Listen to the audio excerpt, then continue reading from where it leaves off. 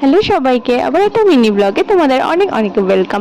তো আজকে 3টা ছিল আমার অফ ডে মানে আমার সেদিনকে কোনো ক্লাস থাকে না। তো নিজের একটা পার্সোনাল কাজে আমি ব্যাংকে গেছিলাম, আর ব্যাংকের পাশেই ছিল সুগার অ্যান্ড স্পাইস। তো নিজেকে কন্ট্রোলে রাখাই যায় না, আমি ঢুকে পড়েছিলাম। আর ওখানে পেখমের জন্য আমি নিয়েছিলাম ডোনাট আর কিছু স্ন্যাক্স আইটেম। পেখম অনেকদিন ধরে ডোনাট খাবে বলে বায়না করছিল, আর কিছু পেস্ট্রি আর কাজু কাতরি এগুলোও নিয়েছিলাম।